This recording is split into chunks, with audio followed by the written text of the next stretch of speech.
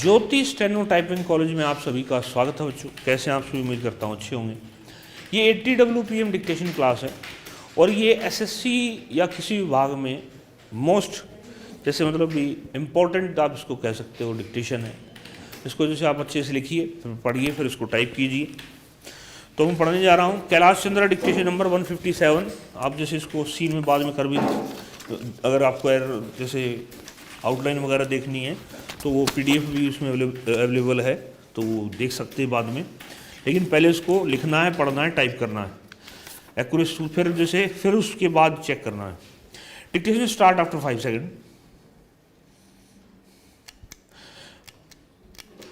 Mr. Speaker, sir, while considering the various aspects of the welfare ministry, it is essential to find out the ways and means to implement all those welfare programs that could lead us towards the establishment of a welfare society.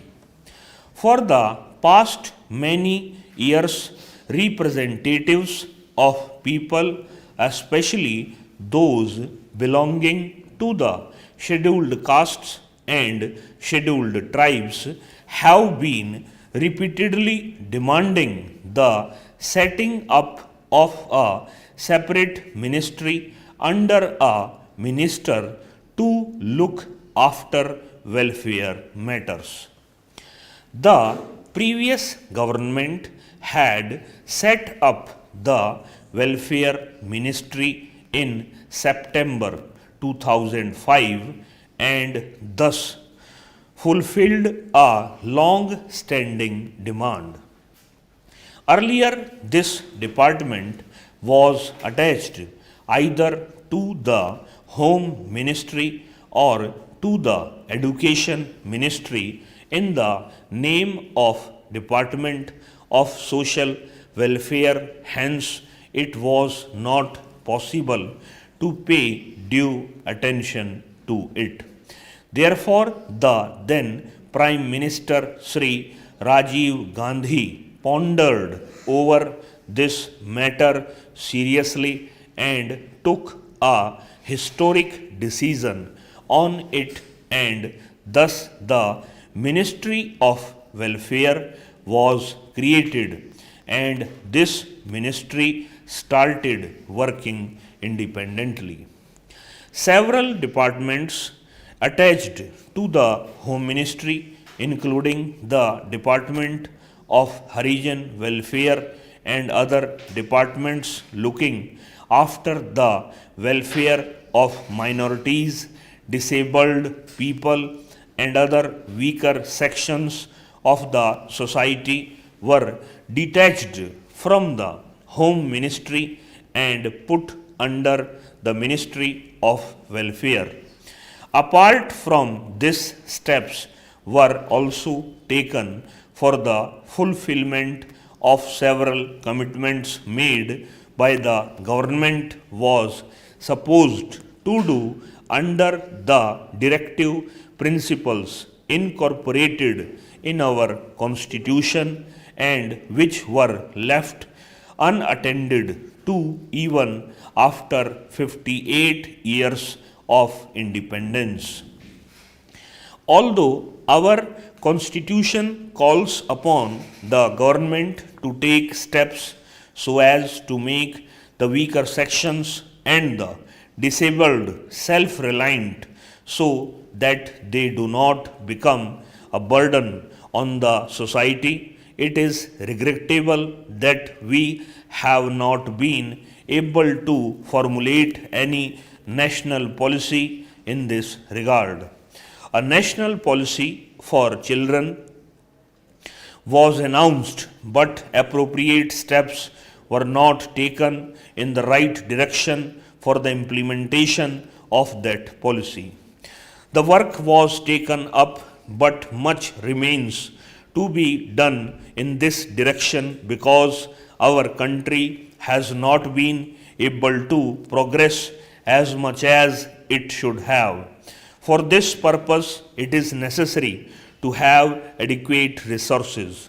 Today, the situation is that due to non-availability of resources, we are not able to allocate as much money as we would have liked for our programs.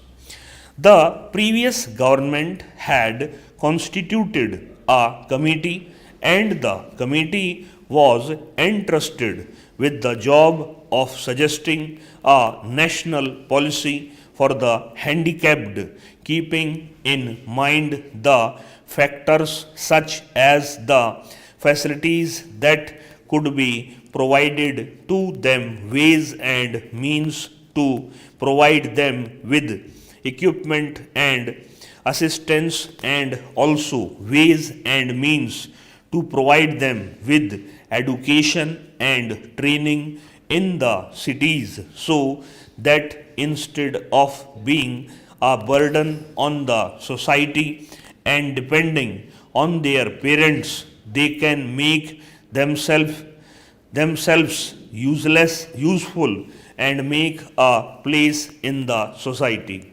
The committee was to give its recommendations on these issues. I would like the present government to take steps to implement the recommendations made by this committee and also keep in mind those recommendations while formulating the bill relating to the handicapped, because so far we have not been able to formulate the requisite national policy for the handicapped. Many experts have expressed their views after much discussion and deliberations. The government should take steps to implement those recommendations. I believe that this House will unanimously agree that there should definitely be a national policy regarding the handicapped, so that they need not depend on others. There are many countries in the world where many special laws have been made for the welfare of the handicapped, and they are provided with many additional facilities. We too can formulate a national policy for the handicapped on the lines of those formulated by other governments. Mr. Chairman, sir, as I said in the beginning, the rate of infant mortality in our country is very high due to many reasons, including poverty, malnutrition, and undernourishment. Similarly, many children are deprived of proper education as they fall victims of bad habits. We have observed that in many families the parents are illiterate, or they are so busy in their work that they are not able to pay proper attention to their children. Some of these parents work as laborers, while some others are engaged in similar menial jobs. The previous government had formulated, passed, and implemented the Juvenile Justice Act. I would like the government to make adequate arrangements to see that the Act is fully implemented in all the states and that none of its provisions is violated. The children are the future of our country and as such cannot be neglected. Tomorrow they are going to shoulder the responsibility of the nation. Along with the industrial development and progress in many fields, we are witnessing the onset of many services in our country. Ours is a welfare state. It is our responsibility to see that vices of our children are removed. 12 second का बनाना।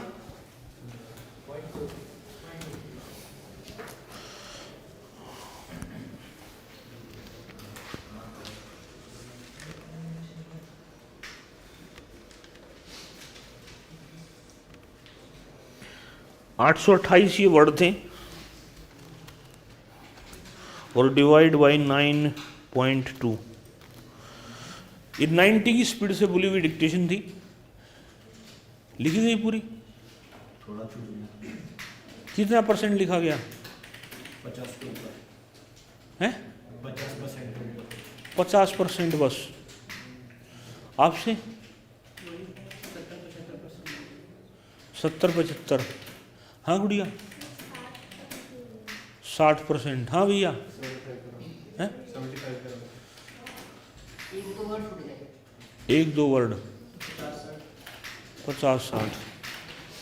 ठीक है, तो इसको फिर से revise करो, ठीक है, और आप टाइप करो।